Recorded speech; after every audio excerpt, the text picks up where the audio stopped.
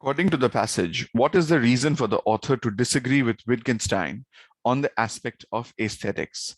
Now, while the entire passage is basically the author trying to explain that the author disagrees with Wittgenstein's idea of aesthetics, the primary statement of disagreement is made here at the very beginning, where the author says, I disagree with Ludwig Wittgenstein when he states that aesthetics draws one's attention to certain features to place things side by side so as to exhibit these features because of the logic that gives birth to the thoughts that led to this statement. This logic questions the ability of a person to ascertain what beauty is, what contains the quality known as beauty, and the levels of beauty, and how they can be measured and compared. So the logic which the author considers to be faulty, that has been mentioned in the second statement. The disagreement with the statement of Wittgenstein is mentioned in the first statement, but the author clearly says because of the logic that gives birth to the thoughts that led to this statement. So the author disagrees with the statement by Wittgenstein because the author believes that the logic that gave rise to the thought or the statement, that is faulty, that is incorrect. So let's look at the options. Now, this is a very well constructed question because it kind of uses a certain idea as a distraction. The point of difference or the logic, the explanation of the logic is given in the second statement. We find that of all the options here, the same logic has been used in essence. If we try to eliminate the options on the basis of the second statement, where the logic is given, and we see that whether the options connect with the logic or not, we will not find an answer because that is not where the problem lies, or where the logic of qualification or elimination lies, but it is rather a very good instance, a very good usage of Occam's razor, where the problem lies in a much simpler thing. It lies in a much more simple aspect of the option. So let's look at the options. A says that it gives rise to a faulty logic that questions the ability of a person to determine and measure beauty.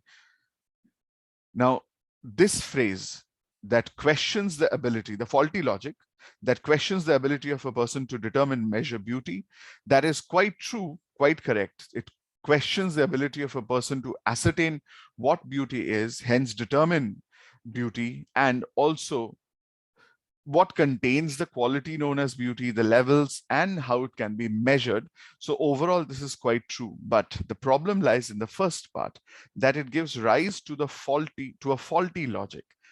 Here, this option distorts the premise because it turns the argument around, it inverts the argument.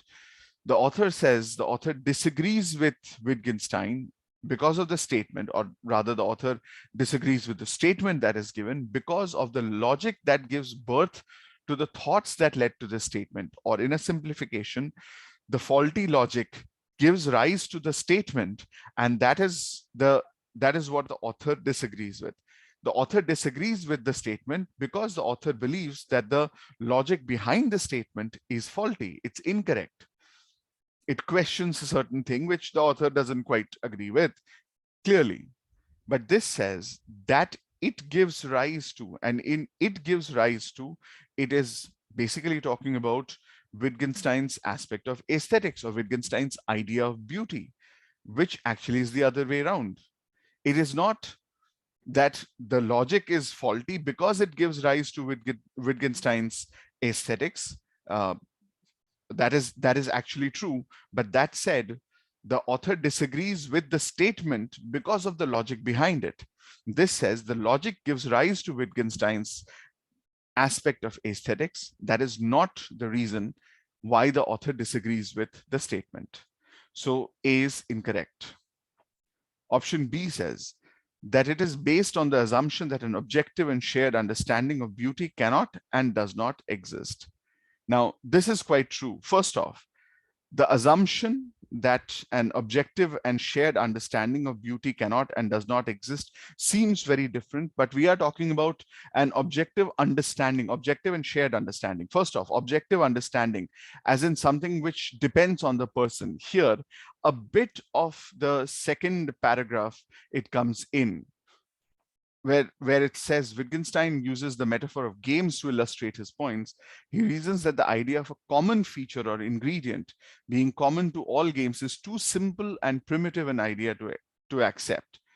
So basically, people cannot have a shared understanding of beauty. People cannot have an ability to understand beauty. They don't have or the understanding of beauty is not objective. This also connects with Marjorie Perloff's argument. She explains Wittgenstein's idea by stating what he meant was that one cannot say X is beautiful unless one has a notion of what beauty is in the abstract. So if one does not have an idea of what beauty is, generally speaking, they cannot say that something in particular, X, as it is mentioned here, is beautiful, because they don't understand overall what beauty is. So they cannot say that a specific thing is beautiful. So an objective understanding of beauty and a shared understanding cannot and does not exist. That's what Ludwig Wittgenstein says when he says, draws one attention to certain features to place things side by side so as to exhibit these features. But it is the logic that the author disagrees with, because of the author believing that the logic is faulty. And this says it correctly, that it is based on the assumption. So the statement doesn't give rise to the logic. The logic is based, or the logic gives rise to the statement, or the statement is based on the logic, where it gets the idea perfectly correct. The rest of it is correct. The rest of the argument, it is inferable. So A seemed much closer when it said things like that questions the ability of a person to determine the measure in beauty. Here, it's a bit different, but in essence, it remains the same. A distorts by saying that the argument, the statement, the idea gives rise to the logic, when B says the statement is based on the assumption, or if you turn that around, then the logic gives rise to the statement, which is exactly what the passage tells us. The logic behind the thoughts that led to the statement. So B is a valid answer. It is correct. Option C tells us that it proposes the idea that the qualities of an object that define its beauty are specific to that object itself. Again, the last part of this, the qualities of an object that define its beauty are specific to that object itself, specific to the object itself, because there cannot be a shared and a common or objective understanding, because people have to know what beauty is in general in order to say that something is beautiful, but people don't have that kind of a common feature or ingredient of an understanding of beauty. So this part again is correct, but this again distorts it, very similar to A. It says that Wittgenstein's statement, let's simplify that, it proposes the idea, but it's actually that Wittgenstein's statement is based on the idea, based on the logic. So this makes the same mistake as A does. This is also distorted. C is incorrect. Option D says that it gives rise to the notion that the idea of a common ingredient among those considered beautiful is simple and primitive. Again, we have very close language to the passage. The idea of a common ingredient among things considered beautiful is simple and primitive. This is something that we see in the second paragraph. It's comparable to idea that properties are ingredients of things which have the properties, that beauty of an ingredient of all beautiful things, as alcohol is of beer and wine, etc. And also there being a common feature or ingredient is too simple and primitive an idea to accept.